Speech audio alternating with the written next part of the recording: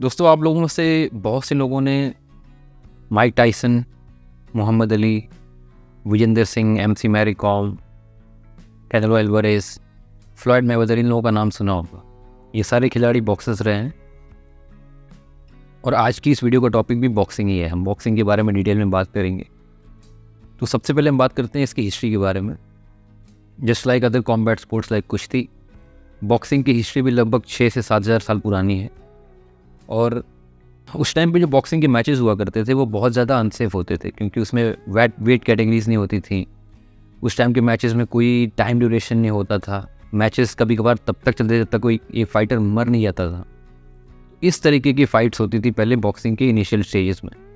फिर धीरे धीरे जैसे टाइम गुजरता गया, इसमें एवोल्यूशन हुआ, इसमें रूल्स रेगुलेशंस इंट्रोड्यूस किए गए। और सबसे इम्पॉर्टेंट जो रूल्स इंट्रोड्यूस हुए इस स्पोर्ट में वो 19वीं सेंचुरी में क्वींसबेरी रूल्स नाम से आए, जिसके हिसाब से राउंड्स तय किए गए, वेट कैटेगरीज इंट्रोड्यूस की गई और फाइटर्स को और भी बहुत सारे तरीके के सेफ्टी मेजर्स को फॉलो करने के लिए बोला गया।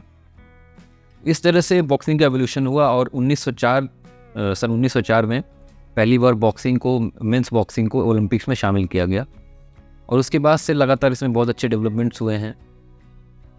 इंडियन बॉक्सिंग की हिस्ट्री भी बहुत अच्छी रही है और 1925 के बाद से लगातार से इंडियन बॉक्सर्स ने वर्ल्ड स्टेजेस पे जाके अच्छे से परफॉर्म किया।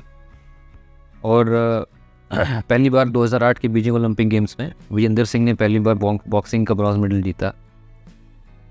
2012 में पहली बार विमेन बॉक्सिंग को ओलंपिक्स में शामिल किया गया और उसी साल एमसी मैरी कॉम ने ब्रॉन्ज मेडल जीता। और 2020 के टोक्यो ओलंपिक्स में लॉर्बिना बोर्गोहेन करके एक नॉर्थ ईस्ट की बॉक्सर है जिन्होंने बॉक्सिंग में ब्रॉन्ज मेडल जीता। सो इंडियन बॉक्सिंग और इसकी हिस्ट्री काफ़ी रिच रही है और Indian boxers time to time सारे चैम्पियनशिप्स जैसे कॉमनवेल्थ गेम्स, वर्ल्ड चैम्पियनशिप्स, इन सब में जाकर के बॉक्सिंग को इन्होंने काफ़ी अच्छे से डोमिनेट किया है। जिससे हमारी एमसी मैरी कॉम भी 6 बार की वर्ल्ड चैम्पियन है। अब हम बात करते हैं बॉक्सिंग के रूल्स रेगुलेशंस और इसके फाउल्स क्या क्या होते हैं। बॉक्सिंग के जो सबसे बेसिक थंब रूल होता है, बॉक्सिंग एक ऐसा स्पोर्ट है जिसमें स्ट्राइकिंग सबसे प्रोमिनेंट मूव होता है। बॉक्सिंग का गेम प्राइमरली स्ट्राइकिंग का ही गेम होता है। इसमें आप अपनी फिस्ट को यूज़ करके अपने ओपोनेंट को स्ट्राइक कर सकते हैं। बॉक्सिंग मेनली 2 तरीके की खेली जाती है अक्रॉस द वर्ल्ड। एक होती है एमेच्योर बॉक्सिंग, एक होती है प्रोफेशनल बॉक्सिंग। एमेच्योर बॉक्सिंग काफ़ी ज़्यादा सेफ होती है और सभी तरह के इंटरनेशनल टूर्नामेंट्स जो होते हैं जैसे Commonwealth Games, Asian Championships, Olympics, इन सब में एमेच्योर बॉक्सिंग ही खेली जाती है। प्रोफेशनल बॉक्सिंग के रूल्स थोड़े अलग होते हैं एमेच्योर बॉक्सिंग से। इसमें आप शॉर्ट्स पहन सकते हैं, बूट पहन सकते हैं, गम गार्ड्स पहन सकते हैं और पैडेड ग्लव्स के थ्रू आप स्पोर्ट्स खेलते हैं। बॉक्सिंग में मेनली 4 तरीके के पंचेस के थ्रू स्ट्राइक की जाती है। ये पंचेस होते हैं जैब, क्रॉस, हुक और अपर कट्स। तो कोई बॉक्सिंग मैच जब आप देख रहे होंगे तो आपको मेनली 4 तरीके के पंचेस के थ्रू बॉक्सर्स एक दूसरे को स्ट्राइक करते हैं। एक बॉक्सिंग मैच में सबसे इंपॉर्टेंट एक रूल ये भी होता है कि आप अपने ओपोनेंट को वेस्ट के नीचे स्ट्राइक नहीं कर सकते। आपको अपने ओपोनेंट कमर के ऊपर ही स्ट्राइक करना होता है। उसके नीचे अगर आप स्ट्राइक करते हैं तो एक तरीके का डिस्क्वालिफिकेशन होता है। इसके अलावा इसमें नॉकडाउन होते हैं। नॉकडाउन का मतलब आपने अपने ओपोनेंट को स्ट्राइक किया और वो अपने घुटनों के बल ज़मीन पे गिर गया, इसको नॉकडाउन कहा जाता है। और अगर किसी एक राउंड में आपने अपने ओपोनेंट को 3 बार नॉकडाउन कर दिया तो मैच वहीं पे ख़त्म हो जाता है।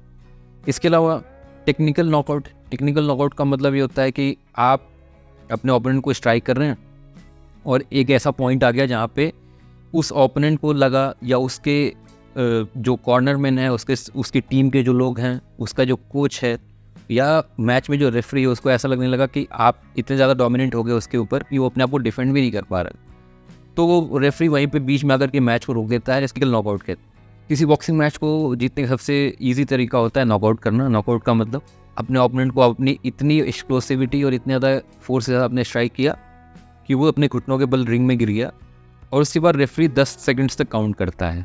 10 सेकंड तक काउंट करने के बाद भी अगर वो ओपोनेंट नहीं उठ पाता है, अपने पैरों पे खड़े होकर के अपना डिफेंसिव मूव अगर नहीं ले पाता है, तो ये मैच वहीं पे ख़त्म हो जाता है।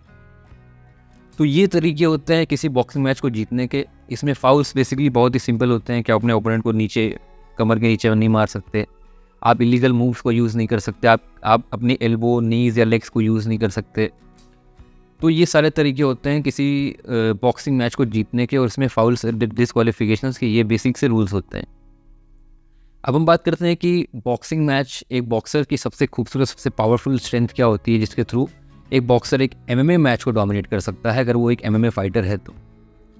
सो बॉक्सिंग जो होता है ये एक स्टैमिना का गेम होता है, स्ट्राइकिंग का गेम होता है। इसमें जो मैचेस होते हैं वो 10 से 12 राउंड तक चलते हैं, हर राउंड 3-3 मिनट का होता है। तो अगर किसी बॉक्सर का स्टैमिना अच्छा नहीं है तो वो लंबे टाइम तक एक्सप्लोसिवली स्ट्राइक नहीं कर सकता। इसलिए एक बॉक्सर का स्टैमिना अच्छा होता है, और एक अच्छा एमएमए फाइटर अगर उसकी बॉक्सिंग अच्छी है तो यूजुअली देखा जाता है कि वो लंबे मैचेस में लगातार एक्सप्लोसिव स्ट्राइक्स कर सकता है। इसके अलावा फुटवर्क बहुत इंपॉर्टेंट होता है बॉक्सिंग में।